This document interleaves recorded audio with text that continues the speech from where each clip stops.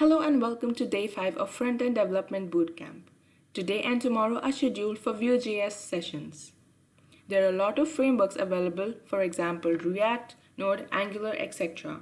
And to be a front-end developer, it's very important for you to have knowledge about at least one of these frameworks.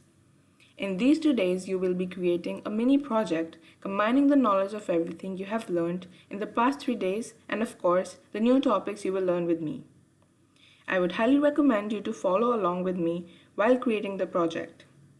Do not forget to take notes. If you face any difficulty during the session, please ping us in the chat and we'll gladly resolve your query. Feel free to pause or slow down the video as per your liking. Let's begin. As you can see on the screen, there are a lot of front-end frameworks available. All of these are the frameworks that can be used. Here is the one we will be learning today. Vue.js. It is licensed by MIT. First, we will be looking at a few slides about Vue.js to understand it better.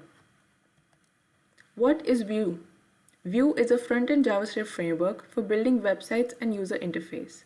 Vue is generally used to create single-page applications that run on the client, but can be used to create full-stack applications by making HTTP requests to a backend server. Full-stack applications are applications which have both front-end and back-end. Vue is popular with Node.js and Express, MEVN stack. MEVN stands for MongoDB, which is a database, Express.js, Vue.js, and Node.js. All these three are different frameworks. Vue can also run on the server side by using SSR, server-side rendering framework like Nuxt. Why use Vue? Vue is used to create dynamic front-end applications and websites. It is easy to learn, easy to integrate with other projects, fast and lightweight. It has a virtual DOM. DOM stands for Document Object Model. I'll talk about it in a few seconds. Extremely popular, and it has a great community. Now, the benefit of having a great community is if you have an issue, you can post that issue on the community pages and you'll get solutions very quickly. Talking about DOM.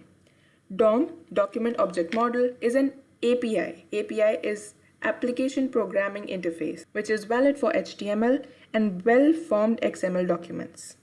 It defines the logical structure of documents and the way a document is accessed and manipulated. DOM is an advanced feature of JavaScript, and because this is a beginner level bootcamp, we won't be discussing about it, but you can definitely learn about it from various resources that I will link in the description below. Working with state or data. State is simply an object that contains the properties that need to be shared within an application. Now, talking about working with data or state, components can have their own state, which can determine how a specific component behaves and what data it displays. Some state may be local to a specific component, and some may be global or app level state that needs to be shared with multiple components. Vuex is a state manager for global. GLO stands for global state in larger applications. Options API versus Composition API. Vue 3, which is Vue version 3, has the Composition API, which aims to address code reusability and readability in Vue 3, especially in larger applications. We will be using Options API because it's used in both Vue 2 and Vue 3, which makes it more versatile. Talking about the Vue CLI, we will be installing the Vue CLI, but let's know more about it now. Standard tool. It is a standard tool for Vue.js development. It stands for Command Line Interface, and it is used to create Vue apps. Development server and easy production build. These are some of the features of it. It has an optional GUI for managing Vue projects. It has integrated testing, TypeScript support, ESLint, and more. Now let's look at the number one resource for Vue.js. This is the official website for Vue.js. As you can see, at the top it's mentioned that this documentation is for Vue version 2, and if you want to read the documentation for Vue version 3, we have to click here. So I will be clicking here because we'll be working with Vue version 3. So this is the official page for Vue version 3. Now we will be looking at this page a little bit. So there are three options here. First is why Vue.js. This is particularly a video about why you should use Vue.js for your apps. This is getting started. We'll click on that in a minute. And this is GitHub. This is the GitHub repository for Vue.js. Now we'll click on getting started. Now here are all the topics that you need to know for building an app in Vue.js. We will only be looking at a few topics from here, not all of them. Okay, so you can see there's a lot of content that you can see here. You can read from. So yeah, first we will be looking at the installation. So I just click here on installation and here you go. Now you can see here there are these 4 ways of creating a project in Vue. First is the CDN, using the CDN package, downloading the JavaScript files and host them for yourself, install the npm, and use the official CLI. So for the project, we will be using the CDN package instead of all of these, but I will also be showing you how to create a Vue app using the CLI, which will be requiring for you to install npm. We'll talk about that later. So you can see when you come to CDN. Now what is a CDN exactly? A CDN stands for Content Delivery Network, which is a highly distributed platform of servers that helps minimize delay in loading web page content by reducing the physical distance between the servers and the user. Okay, so this is what a CDN is, right? So you can see to use a CDN, you just need to insert this code inside your file, your app file, okay? But using a CDN may limit your functionality a little bit. So that is why we will be also looking at using a CLI. So just remember where to find the CDN code for now. This is here they teach you how to install the npm. They teach you every single thing here. So don't worry, everything is documented very particularly. So even if you get stuck, you can come back to this video, or you can just visit this page and read through this document, this short document.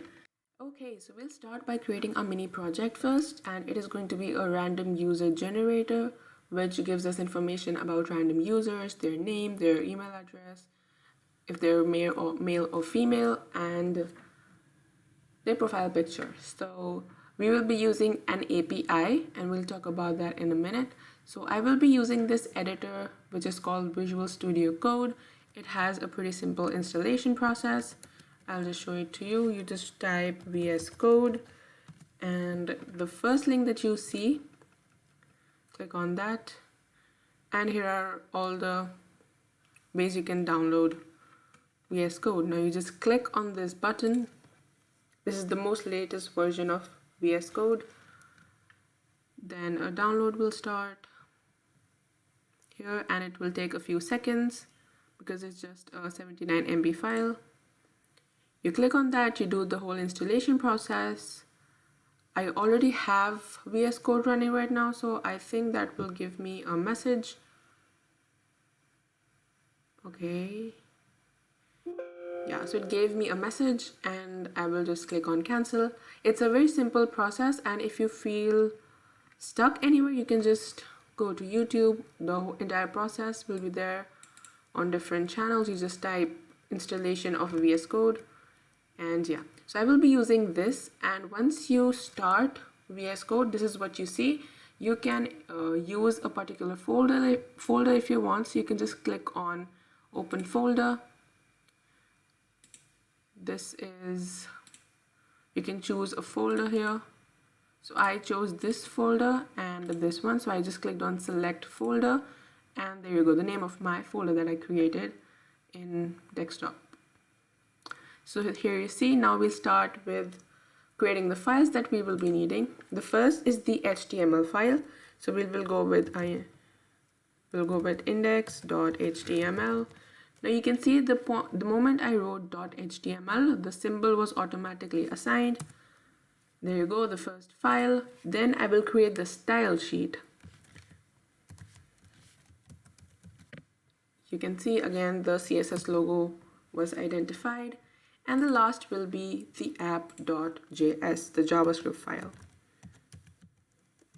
There you go. We have all these three files, and now we will start with the coding. We'll do the basic coding first, and then we'll move on to inputting using the API, using the API. So in our index.html, we will, there's this extension in VS Code that I will be using. It's called Emmet, and it just writes this code for you. I'll just zoom it in. Okay, I hope it's visible to everyone. Yeah, so this is I wrote this with the extension. You can just type this out if you want. The code for this will be available on our GitHub, and I will link that down below in the description. So how you do this is you just type exclamation and then you press tab, and all of this is written. Now, I hope you can understand the syntax. I will change the title here and write it random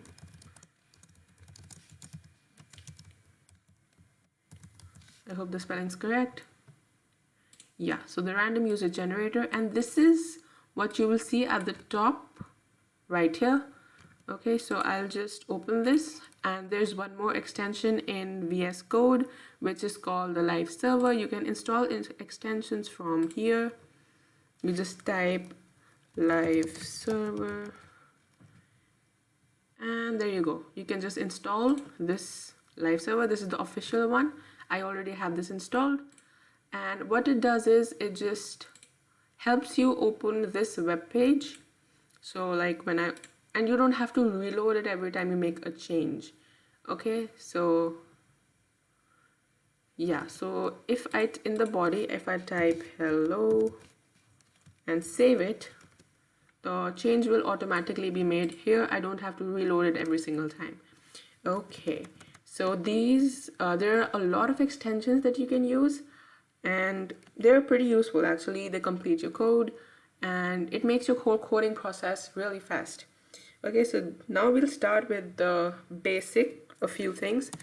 We will be using the CDN, which I talked about while we were discussing the PPT, and I will just go to where we found the code of the CDN, and I'll just copy that. So I will go to the Vue.js page, official website.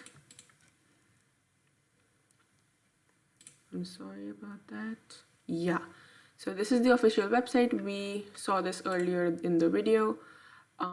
We are here, you can see this is for version 2. I actually have to use the version 3 documentation instead.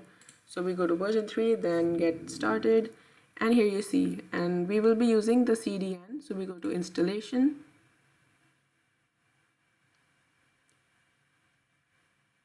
Yeah, so here's the CDN. Just copy this and go to the code, paste this here. Okay, this is the script tag. The script tag, I hope you know what that is. You can write the JavaScript inside the script tag. Now the next that you see here, it indicates that the next version, like the latest version of Vue, should be used. Okay, so instead of next, you can also specify the version if you want, but next just indicates that the latest version of Vue will be used during the whole process. Now CDN is the most basic, like this is the easiest way of using Vue, but obviously it limits your functionality. You cannot use everything in Vue with CDN, so you use a CLI. We will talk about that later in the video. We will let's import like the style sheet, because if you make changes to the style sheet, nothing will show here because we haven't linked the two. So again, you can use you can use the abbreviations, the Emmet abbreviations here. So you just type link and you press tab, and there you go. You just have to enter the location of the style sheet, and the rest of it is typed for you. So I just go in with // and I select the style sheet. Now // means in the current directory. If I said dot dot slash, then it means the previous directory. Now what are directories? So let's go to this. This is my desktop. Oh my god, this is terrible. Okay. Yeah, so let's see what directories are. Directories are basically the folders. Okay, so when I said dot slash, it means looking for files in that particular directory, like the test folder. But if I said dot dot dash, then it will take us to this. So let me create a quick file here. Just give me a moment and I'll create a few files. I'll just create a notepad, right? Just some random stuff so that I can show you how this dot dot works. We'll save it inside of this file. Okay, I need to give it a name, ABCD, save. Oh god, what is it? I'm sorry about that. Save. Yeah, so it's saved inside the DNC folder. Now if instead of this, just see what changes are made, dot dot slash, now it shows you these two files. Okay, the previous the content in the previous folder. Okay, so we'll stick with this folder and the style sheet. So you have connected the style sheet here. Remember to save, because if you don't save, nothing will be shown on the actual website. Okay, now we have connected the style sheet. Now we have to connect this JavaScript file. So we use script again, and then inside of the tag, not in the like text area, you just write this ser is equals to, and the dot slash the app.js file. Okay, so you've connected the JavaScript file, you've connected the style sheet. Now we have to create a div. Okay, and inside of the div you just write id equals to app. Okay, now this is the place, this div is the place where everything you do in the app.js file, everything will be shown here. Okay, so this is the div that will be outputting everything we create on our app. Yeah, so let's start with the CSS. I'll create a class. It's not a class, I'm just specifying the styles for all the things that are going to be in our website. So the asterisks represent everything, like all the items that are going to be on our web page. So we'll write box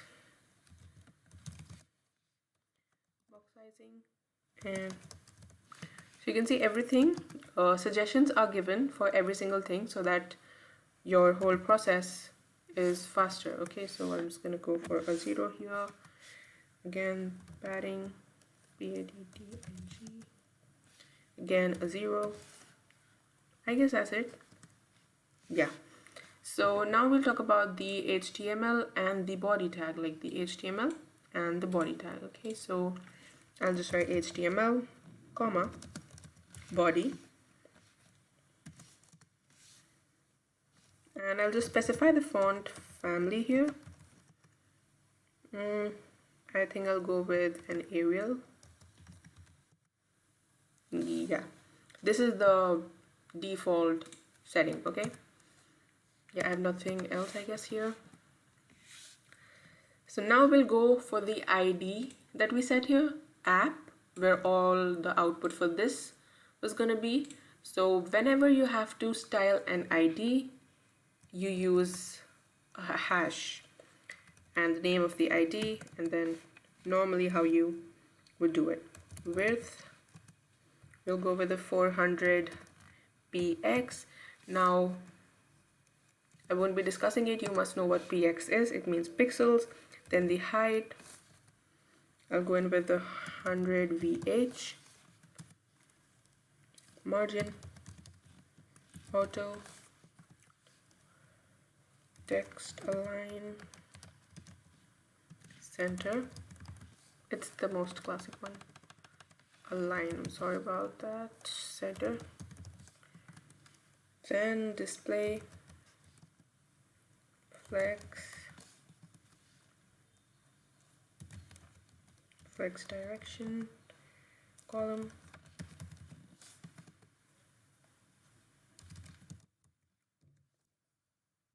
Justify content, center, and align items, center. That's that. Okay, then we move on to our tags. Now, before you create an app, you should have a basic idea of the app. I already have the basic idea of this app, so I'm just typing everything out. But what you can do is usually you type out the HTML, like the complete HTML, and then you do the styling just to get everything into place. But because I have an idea of what I'm doing, so I'll just type out the style sheet, and then I will be focusing on the HTML. I would really recommend you guys to follow along with this. Just open your code editors and follow along. You'll have a complete project created for yourself that you can upload on your GitHub or anything, and you can mention that you know Vue.js. It's not a lot of, it's not really different from normal JavaScript, but there are few technicalities that will be different. We won't be discussing those technicalities here in this project, but definitely we'll study about them so that you know everything that you need to know. Okay, so then again, I'll be styling the header 1 and header 3 tag, and margin bottom, margin bottom 1 rem, and font weight normal. Then the image, we will be using the image for the profile pictures, so we'll need styling for that. Now remember that there's a difference between just writing image and hash image and dot image. Now this we are specifying for all the image tags that are going to be inside our HTML. Okay, so you can see a body tag here. Okay, so we just wrote body instead of dot body because dot body is not a class. Now if here I make a div and div dot maybe first. So this is a class. Now to specify the CSS for this, we will have to write dot class here.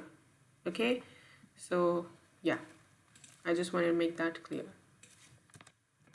I'm pretty sure you must have studied this in the CSS session. Okay, so we come to the image tag, border radius, and I guess it should be 50%. Then border 5px, that is the thickness. Then this is the color, and we'll go in with the solid. Now you can have multiple, like there are a lot of ways that you can make your border, like dotted and stuff, but you can all try that out. And margin bottom, same as this one. Okay, so yeah, then we'll move on to the mail. This is going to be a class that we haven't yet made inside our HTML file, but we will make that in the future. So for that, we'll just have to specify the border color. Okay, and I think we should just keep it blue. Sorry for stereotyping. I don't like this blue color at all, so I'm just gonna go in with, when you hover on this icon, small icon, you can see the entire color palette comes out, so you can change the color if you want. I really don't like this dark blue color, so I'm just going to go in with this color. This is actually fine. Okay, and after the color, I will move on to the background. background color, and I'll go in with steel blue. Yeah, it's a little lighter than that one. I like that. Then we'll make it for the female. Again, I'm sorry for stereotyping, but I will be using blue and pink for the border colors. Okay, I will go in with a pink. I like that. It's like a light baby pink. That's nice. Background color, again a pink, pretty, and the color #333, which is gray. I like that. Now we'll go in with the buttons. We'll have buttons for like creating a new user every time. So we'll just go in with buttons, and then inside we'll have a cursor. This will specify the cursor type. When you hover over that button, display will be in line, block.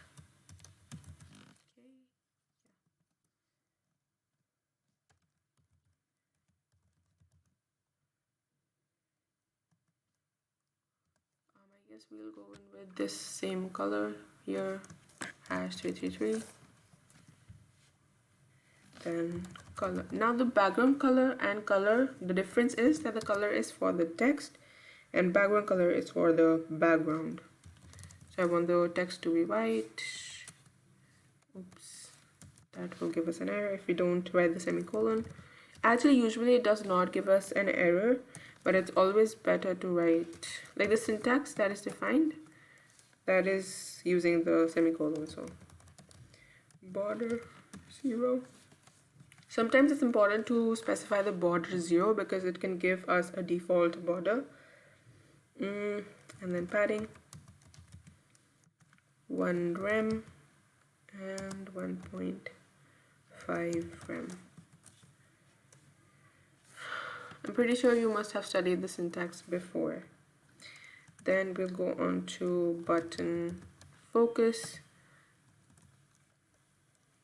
If you feel like customizing this for your for yourself, like your own style, please go ahead. That will be great. Outline none. I'm sorry. Oh god. Outline none. Okay, and I guess this should be our last one, button. When you use autofill all the time, it just messes up with your spellings. Yeah. Transform, scale 0.98. It'll just decrease the size of the button when you hover over it. So I guess that's it. That's everything that you have to use in the style sheet. You can obviously have more or fewer lines according to your own preferences. I have around 52 lines, and it also depends on how you code. Some people just write it like this, you know, they don't leave a new line. I used to do it that way because I thought that is more clean, but reading code like this, it just gives you a lot of room to, you know, make changes. You don't get messed up with if you have created an element before. I mean, not an element, like if you have specified a particular style or not. So this is how I do it, and this is all the CSS. Again, the code will be on our GitHub. Okay, so after we're done with the style sheet, we'll move on to app.js, and we'll create one variable. So I'll just call it app equals to Vue. Now you can see that we can access this object here, and that is because of the CDN that we used right here. So we write dot create app and open the bracket inside of which you use the curly braces, and you type template. We'll just go in with a simple hello world. So there, yeah, I'll use the h1 tag. I'll write hello world. Okay, and then I'll close the h1 tag there. And below this, you have to go in with app.mount. App is this variable that you created here. And inside of this, you will pass the ID of the div where you want to show what's happening in this file. So this was the ID app, and that is exactly what I passed in here. This means ID, the hash means ID. Okay, so yeah, let's save this, open with live server.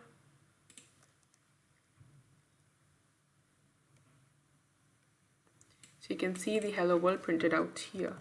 So I'll just do this, and I guess this is, oops, yeah. So I'll just keep this on the side so that we can see what's happening every single time. Now, yeah, so we are here with the hello world. Now we'll create a few variables. Now, if we want to create a random user generator, we have to change the name of the person every single time with all of their details. So I will create a few variables. So I'll just use the function data. Sorry about that, the function data, and enter, and then we'll return an object. So we'll start with the first name. Let's just use a name. First we'll make a static, not like the user name and everything won't change. First we'll just make a static one, and then we'll use the API to change the usernames every single time. Okay, so we'll start. I'll just use my name here, then I'll use the last name. Okay, let me just show you with the first name first. Okay, so when you do this, and inside of here, either you can change this, or what you can do is you can take this thing, this HTTP tag, cut it out from here, go to your HTML file, and till the point you are inside this div, everything what you do here will be shown. Otherwise, if I copy paste this here, it won't work. Okay, so I just paste it here. There you go. And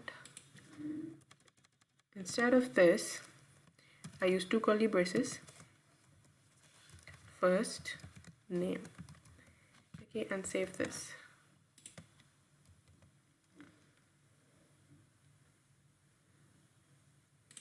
Oh, we didn't save this one. So you can see my name is shown here. Now this is used as a variable, hello, and then the first name, which was the variable that we declared here. Okay, that's how you do that. So instead of hello, you can write first name, okay, and then again the last name. I'll just write first name. I mean, that should be enough. First and then last name. Now these are two different variables. We haven't declared the last name variable yet, so we'll have to do that. Last name Sharma, that's my name, and we'll save that here. So you can see my entire name is printed here now.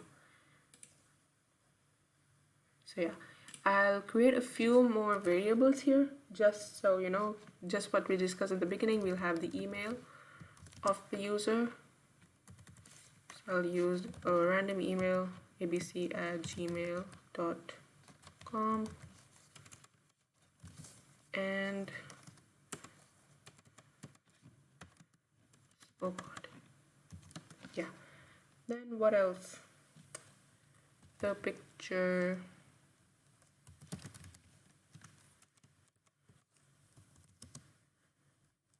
I will use an API.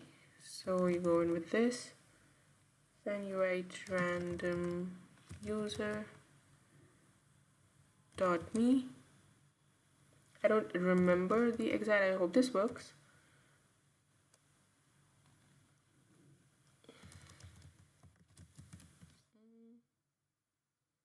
Yeah, I'm going to go in with the man .jpg. Okay, so I'll change the name here because the photo of the person is going to be of a man. So I'll just Martin maybe, and then I'll go in with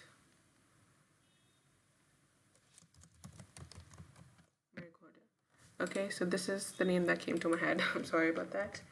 You can use any name for now. This is just for testing purposes, and you specify a gender.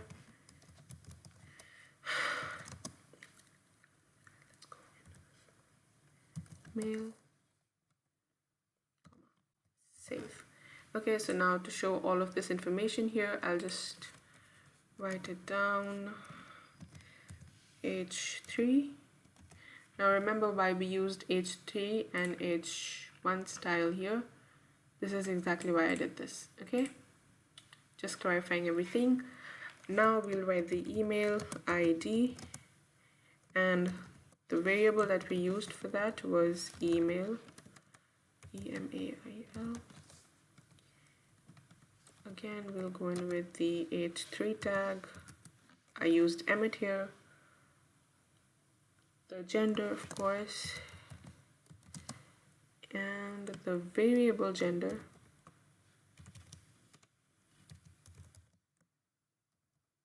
So let's just save this, and you can see all these three informations are printed out here. Now we'll add the profile picture, for which we created the variable picture here. Okay, so you have it there. Now usually what you think we can do is this src, and then we can pass in the variable picture, but that will not give us the output. If I save this, you can see no picture is shown here. So instead of this, what you do is you have to use a thing called vbind. Now this curly braces technique you can use in React but not in Vue. So here you type v-bind :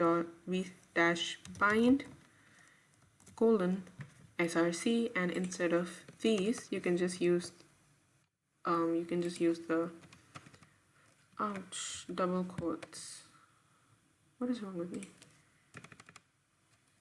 Yeah, and that's the variable name, and you can see this is the picture is seen over here. Okay, and if you want to like give an alt, the alt helps the user see what the image might have been if the image is not displaying. Okay, so we'll just give an alt. Again, you'll have to use the vbind because it won't work otherwise. Vbind : alt, and then equal to, you can just give in the name of the person, but I think that's just, we don't need that. Let's just create a button right here that when we click on the button, the new user will be generated. At the moment the button will be of no use, but we're just creating it, and we'll just type get random user, and inside of this we'll give it a class. So again, we'll use the vbind : class, and what was the class? The gender, and save. So you can see a blue color button is created, and when we hover over it, the size of the button decreases because of the style that we given here, this one, the transformation scale. Okay, so now that this is working, we'll just see if the female color also works, like the female class also is being implemented if a female user is found. So I'll just change this gender from male to female. I'll save that, and you can see that the color of the button changes to pink, which was desired. So I'll just change it back and save. Now we'll go back to the index.html file, and here what we have to do now is when we click on this button get random user, we want that this details these all information and the picture changes to a different user, because we have to create a random user every time we click this button. So first we go to this button tag, and we write v on click So it will see whenever the button is clicked, and it will implement a method. So let's give the name of the method as getUser. Don't forget the brackets because it's a method. Now you're done with this. Okay, so you go to, first you see here, you click here, you go to inspect, and you can see everything about this web page. You click here on this, whatever it's called, I don't know. Click on console. Here you can see, you click this button. There's an error because we do not have getUser method defined. So we just wanted to see if this button is working when we click, something happens. So yeah, it is happening. So now we save this here and we go to the app.js file. Here we created this method called data, right?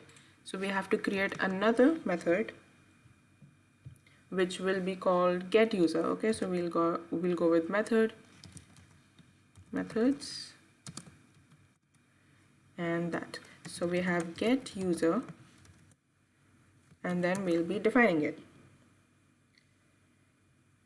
So moving forward, the getUser method, inside of this, like we created these all variables. Now we cannot make totally different variables, like variables with different name. We want variables with same name, actually not even similar, same name, because if we use variables with different name, this will change every single time, and that will be a tedious task. Okay, so what we do here is we use a keyword called this, and then we write first name, and we give the variable the name. Let's give it a female name. So I'm not really good at giving names, I'm just going to use my name. Then I just copy all of this information down here, copy, paste, and then I just put this keyword in front of every variable that we created above. I'll explain what this keyword does here. Just give me a moment. I'll just, yeah. So this keyword is kind of an advanced feature of JavaScript, but it is important here because, yeah, it's just important because we don't want to change the name of the variable every single time. Okay, so as you can see in this block of code, we have a variable called first name, and in this block of code we again have this variable with the same name, which is first name. Okay, it's actually not the same, I made a mistake here. Yeah, so to use a variable with the same name in different block of codes, you use this keyword. This keyword just implies that the value of this variable in this block of code, in this particular block of code, is going to be this, not the one we defined earlier. Okay, so you can make as many blocks of code and you can use this keyword every single where, and you can change the variable name and it won't give you an error. Okay, so yeah, as you can see on the top, we have a few we have 5 errors here. So we'll just see that the best part of VS Code is it shows you where the error is. So you can see the error is over here at the semicolon, either before the semicolon or at the semicolon. Okay, so let's just see what that is. Yeah, sorry, we don't use colon here, we use equals to. As you can see that whenever I change it to an equals to, the error is gone. Okay, so there you go, save. No error, here we are. Now when I click on this, you get the different information. Actually, my name just changed here, but what we'll just change everything. I'll change it to Sharma. I'll give it Bhumika female. So because of this, the color of the button will change as well. And here I just change it to woman and I save it. So now let's click this button, and as you can see, voila, everything changed. So but now the problem is whenever we click this button, this same information is going to display. So for this we will be using we will be using the API, the random user API that we talked about in the beginning, that we kind of use here, but it's not the complete use of this API. So what we do is we push this at the bottom, and then here we write async. We make this method asynchronous. So now here we declare a constant const res, which will be equal to, you don't have to understand every single word here, just know the working and you'll be good to go. So to use the API, I'll just enter the URL code for that API.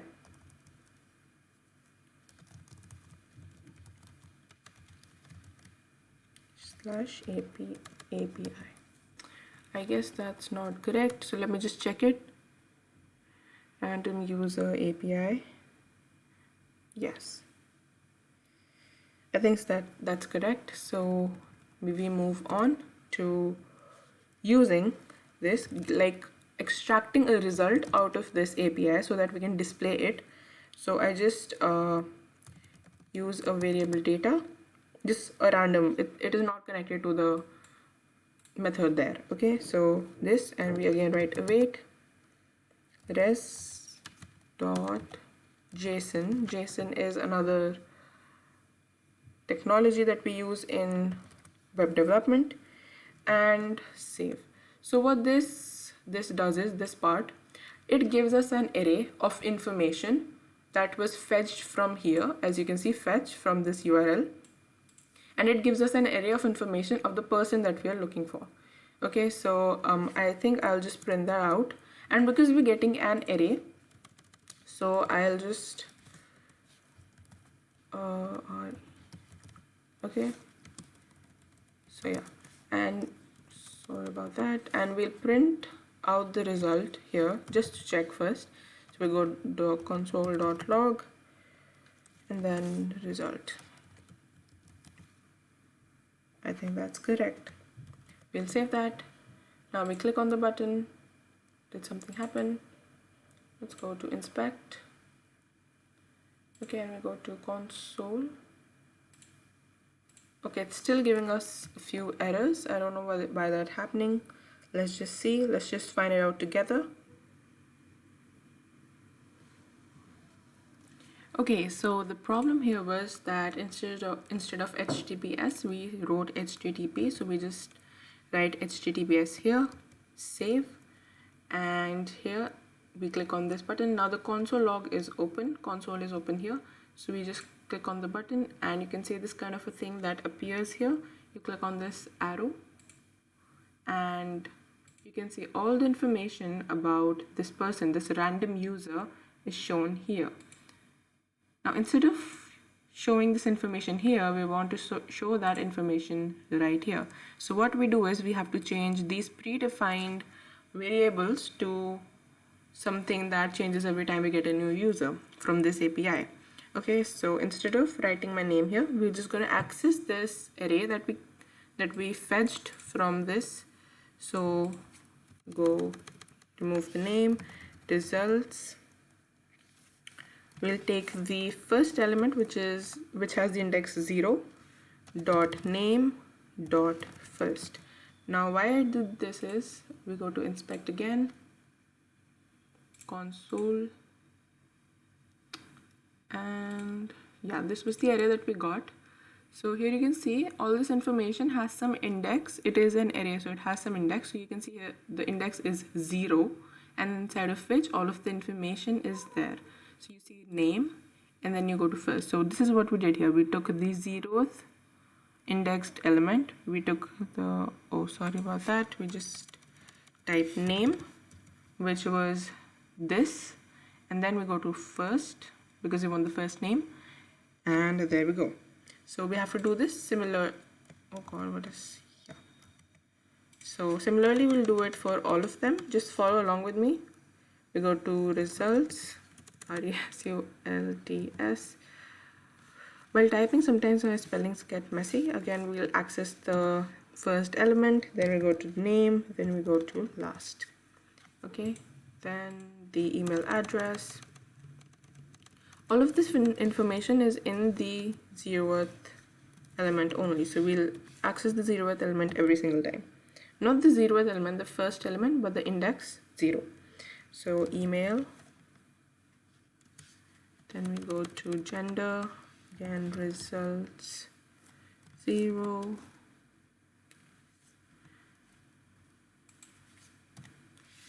and the gender.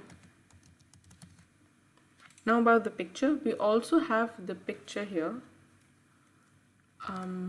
Yeah, so we do have, click on this, we did get the picture. As you can see, I'll just show you once again. So we have the picture here, and we have the picture in 3 different sizes. Okay, so I'm just going to choose the large size. So here, instead of this URL,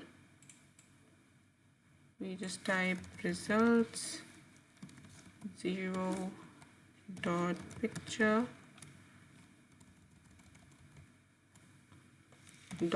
.large.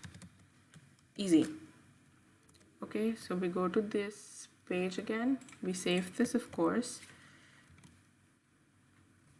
Wait, give me a second. What is happening? Oh, this is full screen, I guess. I don't know how to escape with this full screen. So we reload this. We don't have to reload this because this is an open server, but anyways, I did it. So when you click on random user, you get a random user every single time.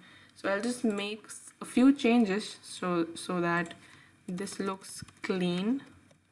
Okay, I'll remove all of these because we already know what an email ID looks like.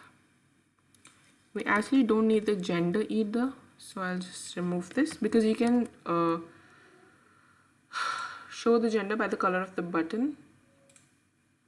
There you go. Every single time we get a new person when we click on this. And the thing that you should notice is whenever it's a female, you get a pink colored button, but whenever it's a male person, you get a blue colored button. So you can click it as many times as you want, and you'll get a different person every single time. So this is your basic like mini project, which was the random user generator, and the code for this will be in the description down below. You can access this, you can practice this, everything. And there's not much advanced topics that I've touched upon in this particular video. We will be discussing the advanced topics in the next video, which is tomorrow. Stay tuned for that. And I hope you followed along with this video. And if you did, please do try this out. It's a very good beginner's project, and it also uses an API. I hope you know what an API is. You can learn about APIs more. I will put a resource in the link of a resource in the description box, and you can go to that. You can learn more about APIs, and it is really good if you know about APIs as a beginner. So yeah, hope you enjoyed this video. Stay tuned for the next one. Thank you for watching, and bye bye.